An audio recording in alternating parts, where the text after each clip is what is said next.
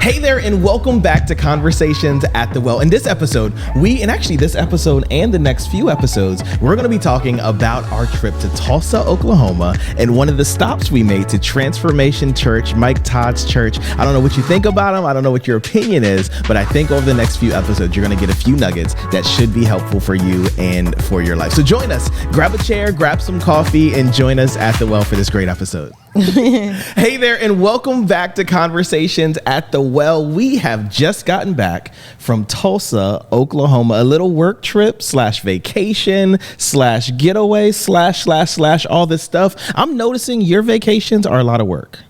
You think so? Well, your last vacation, it was a family trip / all this stuff. Yeah. Tour the elders, I think you named it. Yeah. So a lot of stuff has been going on in your trip. I just need a trip where we just don't do anything. I'm fine with that. Let's plan it. We got an anniversary coming up, so. Oh, she just slipped that in there. Yeah. Just slipped that in there. Anyways, I've been looking. looking at spending money. Oh, my goodness. I have been looking at spending money. Yeah. So anyway, but yeah, it was a great trip. Yeah. So my job was sending me to Tulsa for a few work meetings, but those were in the middle of the week. I think it was Tuesday, or was it Wednesday? Tuesday. So I would usually fly in the day before and then fly out the day after, because there's not a lot of planes in and out of Canton, Mississippi. But so for this one, it was like, wait, we're in Tulsa. Transformation Church is there. Why don't we extend the trip either before or after so we can get to church and have a great time? But then as we kind of looked at the calendar, of course they have Sunday service, but then they also have Wednesday night service. So we just made a whole trip out of it. We came in Saturday.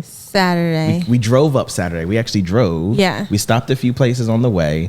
Went to church on Sunday. Yep. Hung out Monday. Well, worked really Monday. And then Tuesday did my work meetings. You keep forgetting your birthday. It was like a whole thing. Oh, yeah. My birthday was in there. But and then Wednesday we stayed, and then we went to their Bible study, as well as they had this thing called Dig, which is a prayer night. Yeah. And yeah, it was just a great experience. Yeah. It's kind of weird. Like, I thought it was funny because we've never done, I don't think we've done this before, but like we've become those people that like travel to go to church. Like, what is this? I don't even one of those holy rollers. I don't recognize like you. I think it's more like me, but like, who are you? I don't know. Our trip was literally like flanked by, we got to be there around. Yeah, we got to be there Sunday for service, and we want to stay till Wednesday so we could go to the Bible study. Like, it's just unbelievable. One of them kind of people. Unbelievable, especially like y'all don't even know who I met in the beginning, like 12 years ago. Long time ago. Like 12 years ago. This is definitely a different person, but I love it, and it's amazing, and the trip was incredible. So we're going to talk about a few things over the next few episodes. Like it was a short trip from the perspective of Sunday to Thursday, and then Saturday we were driving, Thursday we were driving, or whatever. It was a short trip, but I feel like we got so much out of it. And like, even setting aside the work part, I think that went really well too. And even the birthday we'll set aside, but just like the church experience of Transformation Church was amazing. And so we're going to break this into 2 or 3 or 6. Right now the plan is 2 or 3, but maybe, I don't know where the conversation is going to go. We're going to break it into a few different episodes, which I think are super, super impactful. So this one is going to be called Fingerprints, or something around there. And we're going to talk a little bit about what that is. And then the next one is going to be on the topic of restoration and what that experience was like, and how, God's timing kind of brought us here in this moment in which we really needed it. It's going to be super cool. It's going to be super exciting, because I think the trip was amazing. Anything you want to add to that before we hop in? No, let's go ahead and do it. So I was sitting back and trying to figure out how I can put into words this whole transformation experience. And like I said, setting aside, I know Mike Todd is a polarizing for some people. Pastor, leader. I don't get it, but I guess I understand where some people are coming from. Because you could say he's a little eclectic, a little over the top, whatever your opinion of it is. We're not really going to talk much about him because he wasn't there. But what I do want to talk about is the concept of fingerprints. We often talk about, I think there's like a a holy scenario people talk about was like, I saw my footprints and the Lord's footprints. So the footprints in the sand. And then at one point there was only one pair because the Lord carried me. And everybody falls out and says, "Thank you, Jesus." It's a poem. It's not in the Bible, but it's a poem. It wasn't in the Bible. Yeah, but it's talk about it. Yeah, I think it's called Footprints in the Sand or something like that. And I think it's cute, but I think one thing I want to take from it is, so we went to Transformation Church. Obviously, when you're talking about any big church, it's usually focused around the main speaker. It's their idea, their perspective. Like if you went to the Potter's house, you would probably hope that somebody with the name Jake somewhere in their name is speaking, whether it's Sarah or whether it's TD. If you went to another church, you would hope for that lead speaker. But from the topic of footprint, I was telling Desireé, like we went there and he wasn't there. But I was telling her that he was, because you could see his fingerprints everywhere. And what I mean by that is, although he wasn't physically in the place, it was his vision. It was his pursuit of doing things well. It was his personality, at least as it comes across online. Like all of those things were very evident, although he wasn't there. Yeah, and it was one of those. Okay, y'all, let's be real. Y'all know, if there is a church that you have liked, you enjoy the teaching, you enjoy the pastor. When the pastor's not there, and you know the pastor's not going to be there. Come on, y'all, let's be real. Most of us will be like, you know what, I'm gonna just, sleep in this Sunday. Like, I'm just not gonna go. Yeah. And it was so interesting because we weren't 100% sure, but we were pretty sure that in going there that he wasn't going to be there. We do like his teaching. Everyone has their thoughts and opinions on it, but we do like his teaching.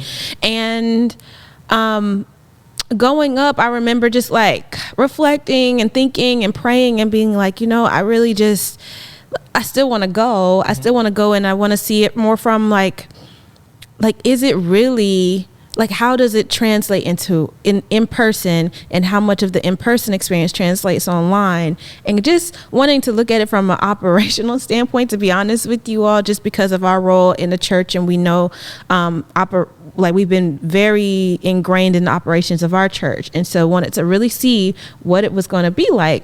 And so we trudged on, but I was like, oh man, I really want him to be there, but if he's not there, like, please God, make sure that it's like a great experience. Like I want the teaching to, like, I want to get I want to get what you want me to have, and I want to be open to that, and regardless of the speaker. And so we trudged on, and I think also it was helpful because we knew he wasn't going to be there, so I think we already had our expectations. But I was like, but if you just decide to bring him back early, I wouldn't be upset about that. So, which I think is a lesson for those of you who don't know how he has historically done things. Every year he goes on, I think it's a 1 or 2 month sabbatical. I think it's like 2 months. I know it's at least 1 month and maybe 2 months, but like where he's just gone. And he uses that time to spend time with God. He uses that time to reconnect with family. Does all of this stuff, and usually large churches would shy away from those things because it would just fall apart and disarray by the time you get back. But he's of the mindset and the belief, at least in what he said, in that this ain't my church, this is God's church, this is God's bride, and I need to go spend some time making sure I keep mine and allow God to take care of his. And I think that's a great testament. I mean, as some of you are entrepreneurs, business owners, things, how can you set your life up in a way in which things continue to go without you? Because quite frankly, Jesus left and left the Holy Spirit to take care of things while he was away, at least physically away. And when we look at God resting one day out of the week after creating the whole world, there is a discipline and a example of rest and being away from work, and it's still functioning and still working within what the scripture. So how can we apply that in our life? And how can we make it so important that, and so have so much trust in God that it's going to be there when we get back? And part of that is our responsibility to make sure we set things up right and make sure that, we put leaders over the 10s, the 50s, and 100s as we saw Moses do. And but then part of that is also faith in God. Like, God, you're making all of this happen. We're gifted, we're talented, we can do these things, but at the end of the day, none of this happens without you. So how do I take my hands take my hands off. I was like, take my hands off. How do I take my hands off and allow you to take the wheel? Yeah. And I think that builds your faith to see, wow, it didn't explode. It didn't die. Like, I'm important, but I really ain't that important, kind of. Yeah, I think in humility. Exactly. I think it's definitely a faith thing. I think there's a humility. There's humility happening. There's trust in God. And there's just, I think that helps you to, it's ingraining the discipline of cutting off self-sufficiency. Like, and it's a strange balance, right? Because God created us and he gave us gifts and he wants us to use those things. But sometimes I think we put more faith in the gift than we do on the giver, right? Yeah, and so what that practice of just like, okay, I'm gone for 2 months. Y'all know this. It's kind of written. This is just what we do.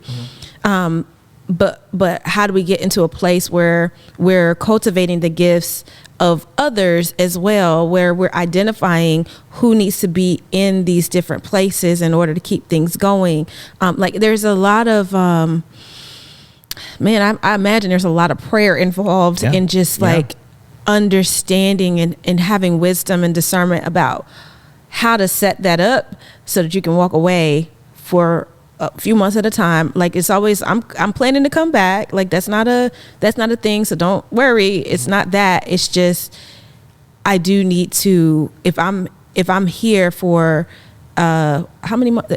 If I'm here for 10 out of the 12 months, like, of course, I'm here and I have my say on everything, but like for 2 months, just 2 months, I'm a back out for just a little bit, just so I can rest and get restored and get rejuvenated and come back even more prepared for moving the ministry forward. And then out of those moments of restoration came Crazy Faith, which was a huge thing that happened. And then, relationship goals, oftentimes this huge sermon series that really propel the church forward or provide new vision for the next season of the church.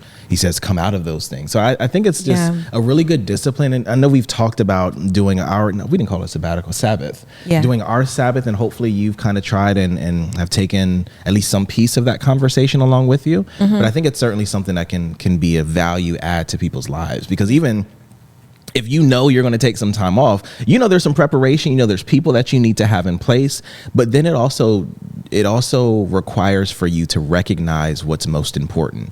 I may want this person to be second in command because of their giftedness, but do they have the spirit? Do they have the personality? Do they understand the culture? Because working with the wrong heart really isn't going to do anything. So recognizing the right people and what's coming out of them, and really submitting yourself to the leadership of God to say, God, okay, I know you put me here, but who should I, elevate, or who should I leave this or entrust this to? Because the same God that put it in your hands is the same God who will make sure that his people and his souls are taken care of when you're not, and when you're trying to get closer to him. Yeah. I think it kind of goes back to one of our previous conversations about like, when do you know it's God versus when it's you?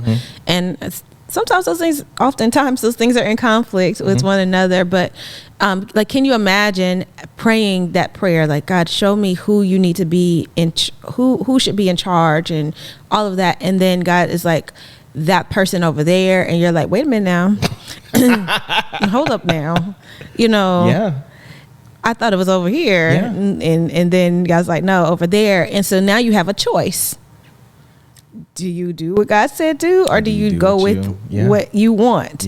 And so, all of it is an exercise in submission, which honestly, and humility. I don't know what's best because I don't know what's coming. So even if God picks that random person over there that I don't like or have a good relationship with, obviously he knows something that we don't. And so are you so proud that you know better than God? That's the question. So I guess just kind of thinking about this fingerprint. Yes.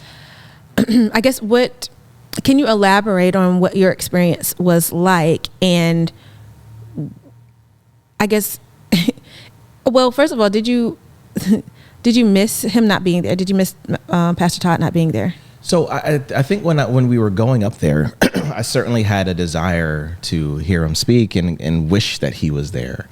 But coming out of the first I guess, the Sunday worship experience, I didn't miss them one bit. Yeah. And I think, and I was telling you about it, the reason why is because, like, when you, first of all, it doesn't look like a church.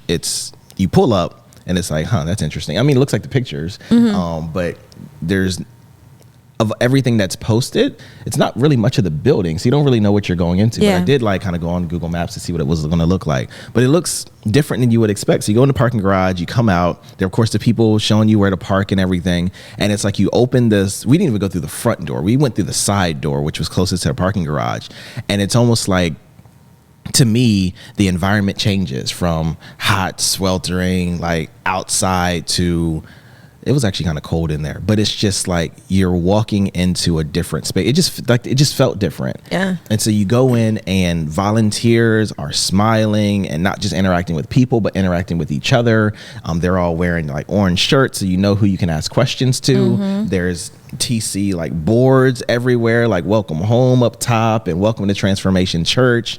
And their mission statement is everywhere, representing God to the lost and found for transformation in Christ. And so you're kind of just walking around like, this is a lot. Yeah. And they got like giving stations around. They had a backpack drive going on where you can drop a backpack, I think, for kids. There was a which is foundational for their ministry. Giving is like huge. Yeah. So the arena was over here behind closed doors, but then over here they had like little kid stations where they were playing Xbox or whatever, just hanging out, chilling. And then you walk to the center area. So we walk in the side door. The arena's over here behind closed doors, like a whole bunch of offices and like play spaces over here for children. And you go into like the center area and it's just couches and chairs and people just talking. The lobby. Basically, like if you're coming through the front door, that's where it would have dropped you. Yeah. So, but I really love the fact that there was community there. Yeah. People talking, people meeting one another, people from all different races, ages, kids running around, adults, not old people, but elderly people there too. Just everybody interacting and enjoying one another. Yeah. And we kind of walk up and I guess we looked lost. So then the welcome team are y'all new here? Yeah, in the center there. Hey, are you new here? Like, yeah, there was, and we said, yeah. They're like, great, come on over here. And they take us to a table and we like sign in and everything. And they're just giving us some background information. Hospitality was top notch. Hospitality was great. They gave us a little bag. They showed us where the gift shop was, where you can buy like TC branded stuff. Coffee station, water station. Yeah. Like, just like, I don't know. It was like, oh, you're new, but you're not going to feel new for long because we got you. Yeah, remembered your name. And then they were telling us where we would go for, I guess, special seating, if you will, and kind of pointed us over there in that direction. And then so all the new people who was their first time were kind of standing together. But, you know, usually if you're new, you're kind of like, or you're scattered throughout the church. Well, they kind of have you in this holding area in which we had a chance to kind of spark up conversation. Hey, where are you visiting from? What do you do? And I know some people made some connections and contacts there. And then they bring you into the sanctuary before everybody else comes in and take you to your seats, which ours were like up front and to the right. Yeah. And it's just like you're the very front row. Yeah, you're walking into this place and you're like, yeah, this is different. Yeah. And one thing you mentioned, and I even felt it even before then, you mentioned that once you walked in the door, you felt it was different. I felt it as we were rolling into the parking lot. Yeah, because the volunteers were like, hey, what's up? Welcome. Come on in. They're like ushering you to your spot. And I mean, okay. Wait. Are you talking about when you were coming into the parking lot or when you were coming into the building or when you were going into the arena? No, in the parking lot. In the parking lot, got you. Okay. In the parking lot. Those volunteers are top notch. And I remember, so, you know, when we were at Mountain West in Atlanta, shout out to Mountain West. We love that. That was our church home before we moved here. And I mean, there is a volunteer who is just like, he's awesome. He's awesome. Like his I don't know, it's infectious. His spirit spirit is infectious. He's just like so friendly, and he's like, hey, it's so good to see you. Matter of fact, he may have never ever seen you, but he makes you feel like you're known and you're seen, and his job is to direct you into the parking lot, and he does it with such excellence that you just are like, I want to be here. And you he's in the parking lot, so you may or may never speak to him. We had a chance to talk to him through a few classes, but just the way he takes his hat off for everybody and directs them in, it's just like, wow, you actually want to do this. And I think at least from my experience, serving in the church can often probably start out joyful, but ends up turning into a job or a task where the joy is gone. I think we've all been to those churches where it's like the ushers are like, oh, do you even want me here? Like, it's a thing online. They're like, people talk about the mean ushers, and it's like, and that's a culture that I'm sure applies in more cases than not. But here, everybody was excited to be there and excited to see you, and truly enjoyed, at least portrayed that they enjoyed their work, which I thought was very, very impactful. Yeah. And especially when you're coming into such a huge environment where there's a bunch of people, seeing a friendly face or someone who can help guide you in the right direction was certainly helpful. Yeah, like a true spirit of service, like not duty. I mean, because it is duty. You're on duty. You're supposed to be there on time and all that kind of stuff. So there's a duty portion of it, but it was more from a heart of service, I think. And I think that may have been why it felt different. And this is like, we're driving up and I'm like, this is, I can already sense this is good. And they were happy, excited. They smiled a lot. There were people, I think that was probably, this should not happen. Okay. This should not be a thing, but they were happy people. Yeah. Joyful people. And I would say joyful more than happy. Yeah. Like, you can just joyful. Yeah. I think, I'm sure everyone wasn't where they wanted to be in life, but whether they found the church to be a place of solace where I can just get away from life and be here, or whether they found the church as a place where they can leave their burdens, or whether they found the church a place where they can meet all their friends, whatever it was, they were happy to be in that environment and didn't feel like, oh, it's Sunday again, let me come in here. It was almost as if I gotta get there, or I want to be there, or what I need in life is there. And it certainly kind of bled through their skin. And like, when we did get seated, you can just kind of look around and see people catching up. And I mean, that's not abnormal, but it just seemed more authentic, not somebody comes and, oh, hey, how you doing? Why she wear them? It wasn't like that. Or it just seemed more authentic. And maybe we had rosy colored glasses on because we wanted it to be that way. But in a place that big, I'm sure you would be able to see some fakeness if it was there. Oh, for sure. And I was kind of like, just observing, like, is it real? You know, like, because I'm like, how are they doing this? But I just, one image in my mind that sticks out, it was like kind of maybe a younger, like maybe late 20s, early 30ish woman, black woman, like, you know, probably, I don't even know what her hair looks like, but in my mind it's kind of like locks, like very, what I'm saying, trying to say, is very ethnic, ethnically black, blackity black, you know, but like, you know, in a good, you know, good, in the best ways.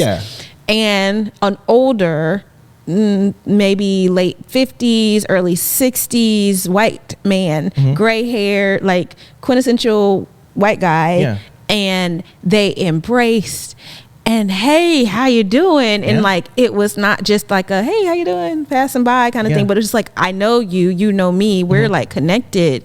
And I was just like, that is top notch. I love that, because if we really think about what this whole thing was designed to be from God's perspective, like, people, there was supposed to be not all this division that we as humans have created. And so when it comes to like the kingdom, God's kingdom, and when it comes to our relationships with one another, that was just a visible example of what it was intended to be like. And unfortunately, in our society, in our culture, in just our humanness, we have created all of these different segments, factions, fractions, and divisions. And I just thought that somehow this church has done an incredible job of like breaking down some of those barriers that cause us to live so separately in a city. This is Tulsa, Oklahoma. Okay. This is, if you don't know the history, there were some really awful things that happened in Tulsa regarding race, the Black Wall Street, the massacre essentially. And this is in that same city, but yet here you find an experience that is like so different. Yeah, and I think it goes back to the fingerprints, like I think I won't say every, I think most churches that you attend tend to take on, or most organizations, let's even make it broader. Most organizations take on the culture or the view or the look or the countenance or the personality of their leader. Yeah. If you're a person who instills fear and you like to be controlling, then that's usually the environment that you create. If you're a person that's giving and caring and, you know, wants to look out for people, then that's usually what you attract. And I think that's a lot of what that's a lot of the fingerprints that I think we saw left behind. And that, you know, it talks about nobody prays alone, talks about creating a culture around people, talks about servitude, all of those things. And just to see it in action with all of these different people from different experiences and walks of life, it's amazing. Yeah. And I think the cool thing about it is once you've set the culture and once you've created the expectation, you can take the most rigid, non-loving person from any other church or organization and bring them in there.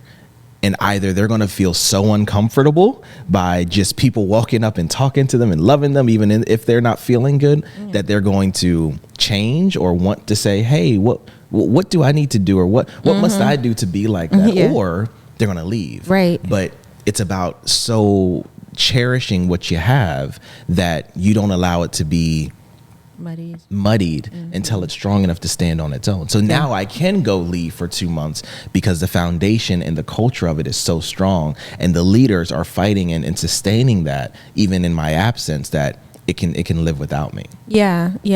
I do wonder how they address it, like when it does happen, like when people do try to like muddy the waters, if you will.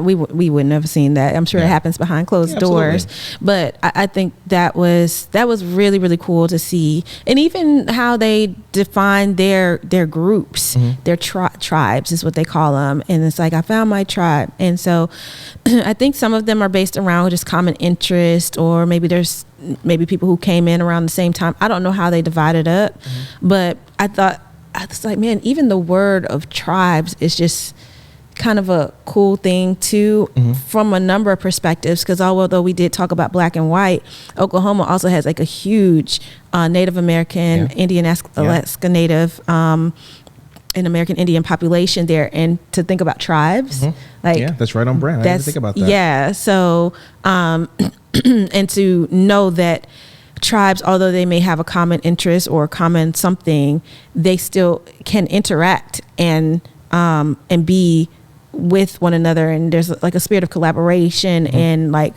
and respect of the differences, but also the commonalities. Like I just think I know we're just like saying all these good things, but that was really our experience. Like it was all these good things, so much so that it was like we left like, how did they do this? How is this? And also have some ideas for things that we want to bring back home here. But what was your worship experience like? Oh, we want to get into that? Yeah, I don't think we're going to talk about fingerprints. Oh man. Okay, so amazing. Okay. Freeing. Like I felt. You ever been in a place where you again, culture? It's the culture. Like in here, we worship like this. We sing softer songs. We pray silently. Nobody's hallelujah in, and people aren't running through the aisles. Like we do it kind of this way. Or maybe it's a situation where people do it the complete opposite, where it's very, what's the word? Charismatic.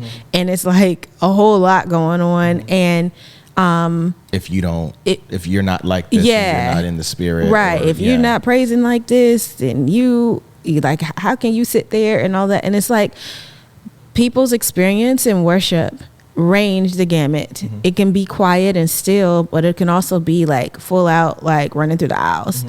I'm somewhere in the middle.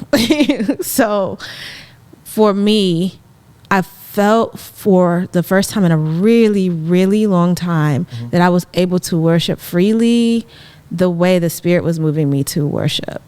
Talk about in spirit and in truth. Like, what does it say? Worship me in spirit. No. Yeah, worship in spirit and in truth.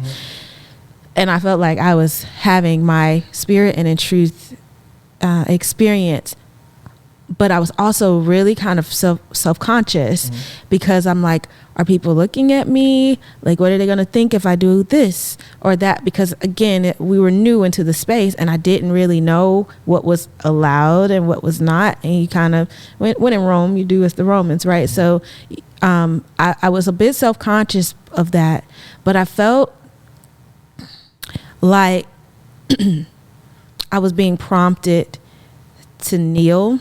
I feel like the experience that I had was really about surrender, and my posture had to match my heart and my spirit in that moment. And so I wanted to kneel, and I was standing up, hands up and all, and I'm standing, and I wanted to kneel. And at first I didn't see anyone doing it. And then when I looked around again, I opened my eyes, I looked around again, I saw several people kneeling. I was like, okay, I guess it's okay. And so I did what the Spirit was leading me to do, but there were so many hang-ups. There were so many like, what are people going to think about me? What, is this okay? Never mind. The Spirit is like, you need to come on down. Never mind that was happening, but my flesh was like worried about all the things and what other people are going to say, like, or think. Nobody's going to say anything to you, but what are people going to think? And then I had on a really cute outfit and I was like, I don't know, God, you want me to get on this floor? Like, is that what you're saying? And he's like, I don't care about it. Get down. And so I was able to experience worship in just like a different way. And I don't think I've done it that way publicly ever. And I was, I got to experience God in a very intimate way. And, there was also an experience after I kneeled and I'm like praying and I'm praying in the Spirit and all this stuff is happening.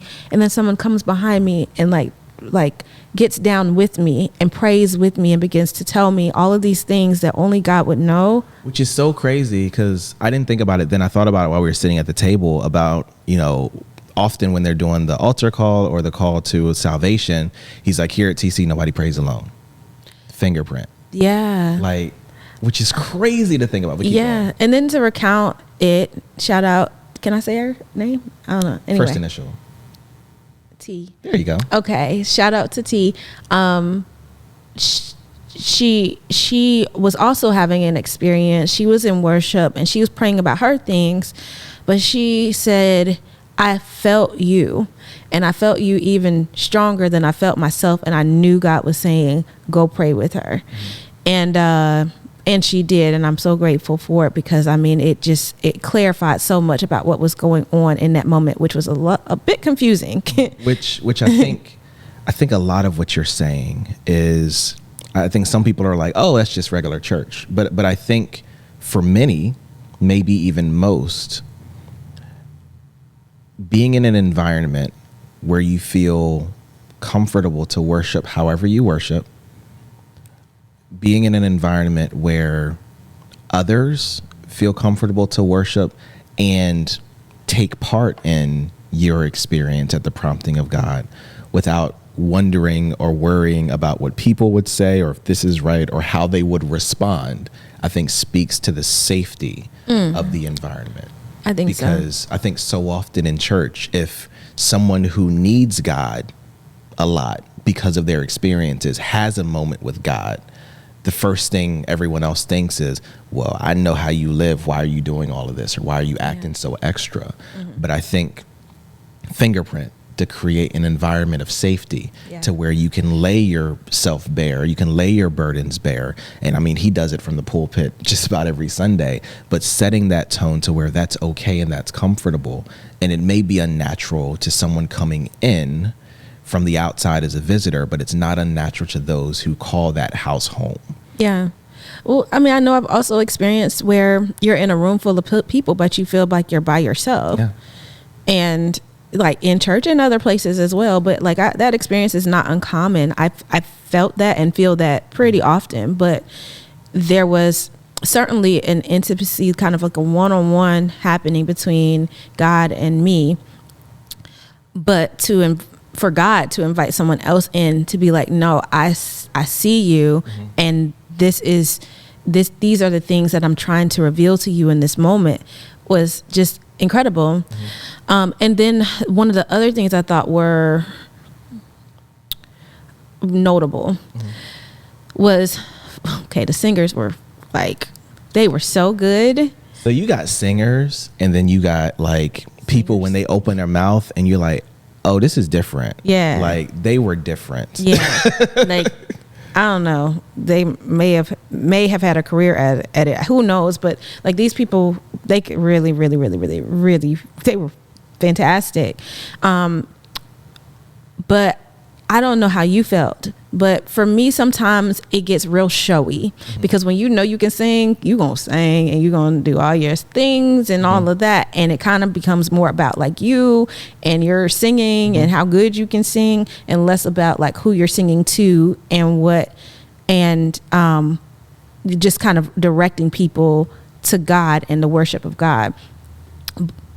But just to finish that out, because I know you want to say something real quick, my experience, the way I was receiving it and perceiving it was like, no, everything, all of it was pointing back to God. It wasn't a showboating or a showcasing of one's skills, but more like a glorification and a worship of God in that moment. That's how I experienced it, but I'm curious what your experience was. Yeah, and there's always like a tension triangle, and I don't know if it's triangle or not, but there's always a tension triangle in church because you have the order and operation of service, like this is a big church and there are things that need to happen and time-based things and countdown timers and all of those. So at one end of the triangle, you have operations and timing. Then you also have worship and the experience. You also then have the, like you said, the egos of the singers. And I think all three of those things are constantly at tension.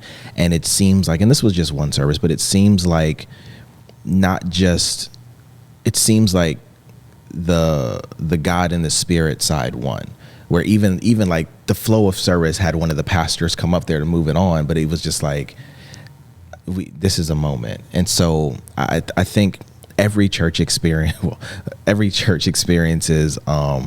two or three of those, but to see it handled with such grace, and I'm sure there's some Sundays where it's like, no, I mean the speaker has to catch a plane, like we got to get this moving, but at least to be in that environment in that time, it seemed as if what was supposed to win won.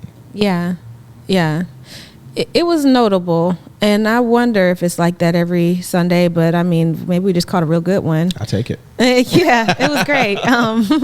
But I think, because to me that's always an annoyance for me, like stop making it about you, because like you kind of miss God, or you're just like, it can be distracting from the experience of God, which completely the whole Sunday experience should be about God. And I felt like I kept being directed back there, like even when my mind started wandering and I'm self-conscious about myself and my worship and what that looks like and what people think, all that stuff, it was like, no, remember why you're doing this. Yeah, and I didn't hear, and it's not to say that it wasn't said, but at least in my experience, I didn't hear like the you oughta or you should or you got to do this or do that. It was more about remember or think about, or how has God, and I think sometimes in churches we take more of an approach of do this to get there versus think about or remember or experience or allow yourself to go into this place. And I'm not really good at taking direction anyway, but it was certainly an experience. Yeah, and it may have been related. Well, I don't know. I think it all like worked together because Galatians 3 is what the church has been studying. And really the premise of Galatians 3 is that it's not about your works. It's about your faith. It's your faith in Christ that got you to this place. And it's your faith in Christ that got you salvation and invited you in to be heirs to God's promises and all of those different things. And so I think somehow, even though the sermon was preached after the worship portion of the service, it was still in alignment, because you could have easily been relying on the works. Yeah, you could have easily been relying on the I'm really good at this, so let me do it. but it somehow, some way, maybe could be a one-off, but it was very much spirit-led in that moment, at least how I perceived it. And I know that other people were in the place, right? And so there's hundreds of people, and so Hundreds. I mean, Nate, how many people do you think it was? It was a lot of people. I really didn't look. I was so in my zone, I didn't even really look back, so I don't know how many people were there, but I'm comfortable with hundreds, maybe thousands, maybe.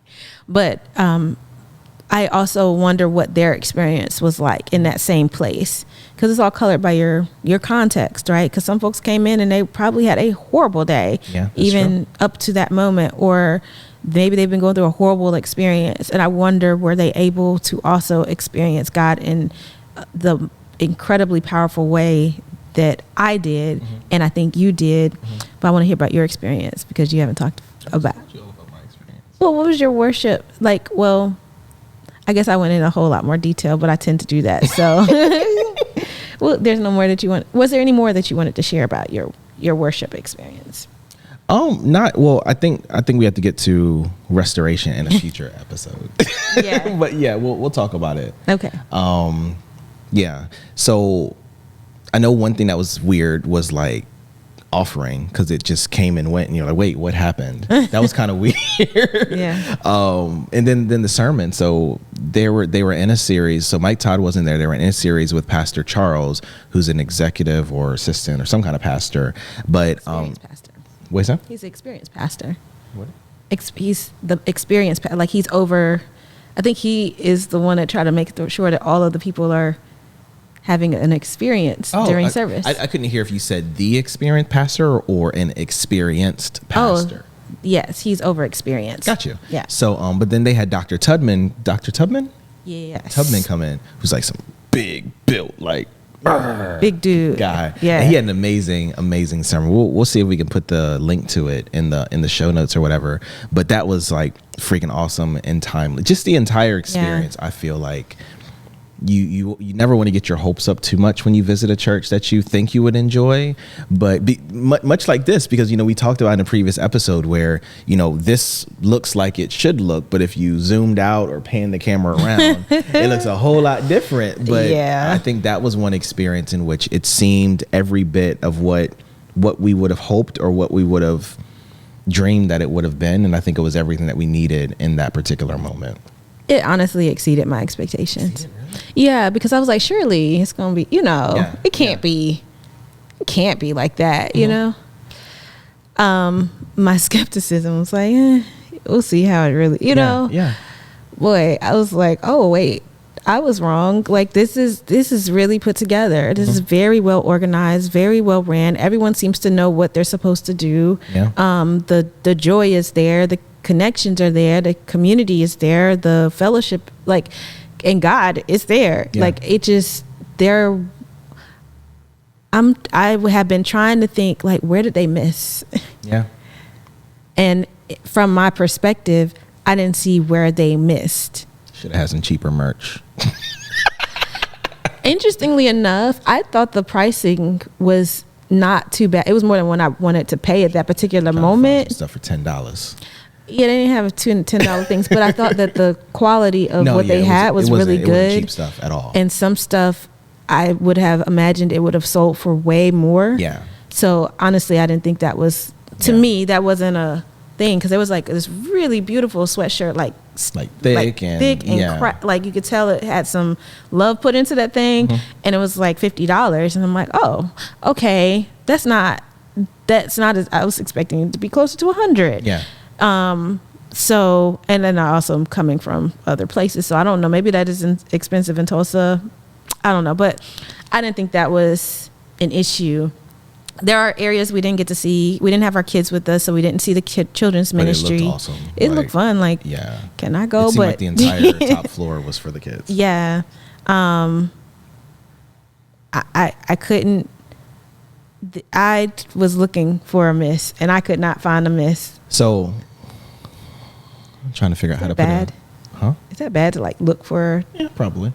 But so if there's one thing that I left the experience with is I think we all should think of ourselves as gifted and talented and able to do anything we put our mind to. That's what our parents told us growing up, and hopefully that's what we believe, especially in 2024 when we have access to so much information and training and whatever.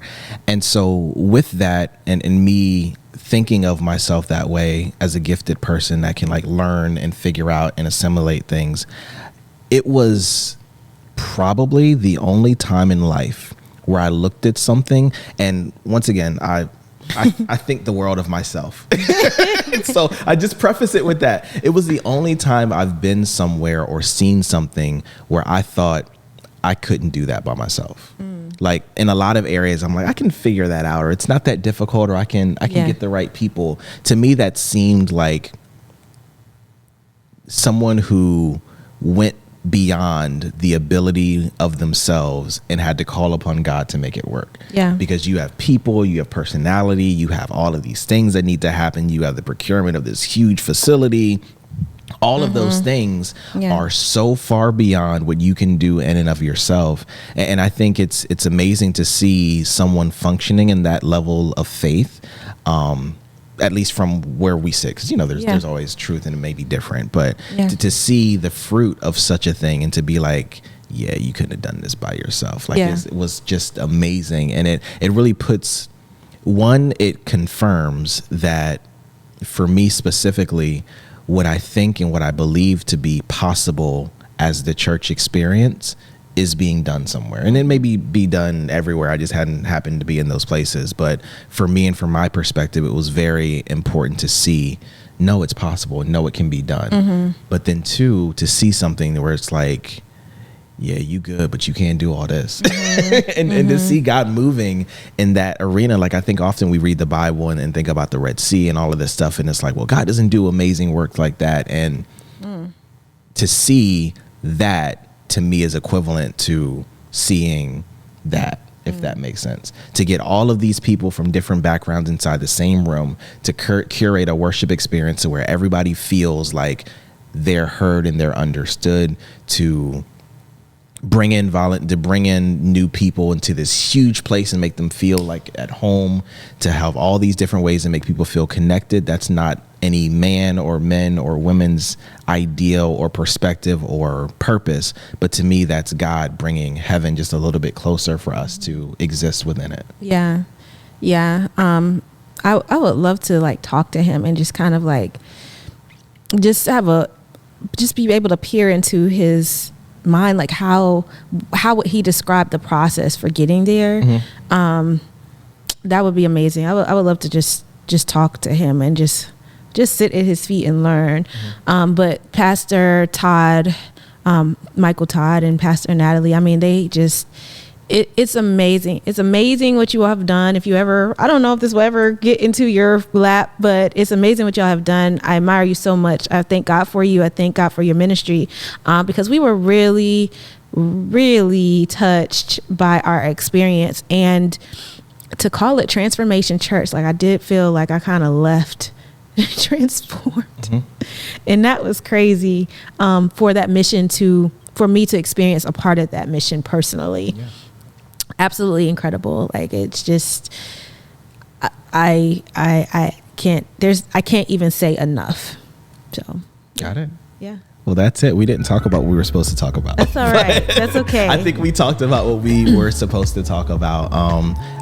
Thank you for joining in with us, and hopefully you peeled something out of this conversation. I know we talked a lot about Transformation Church, but I think for those of you who, I guess, appreciate what's being done there, for those of you who don't appreciate what's being done there, I hope that it gave you a perspective from people who've been there, people who've kind of been in the place as to what it feels like, what it looks like, but then also inspires you to look at your own visions and look at what you're trying to do and say, is that something that I can do by myself, or is that something that I need God for? And if it's something you can do in your own power, maybe you need to think and pray and hope and believe for something a little bit bigger. Yeah. And I would love to hear of other experiences that you've been through that inspired you and gave you a glimpse as to what God can do. Like when you partner with him, what God can do.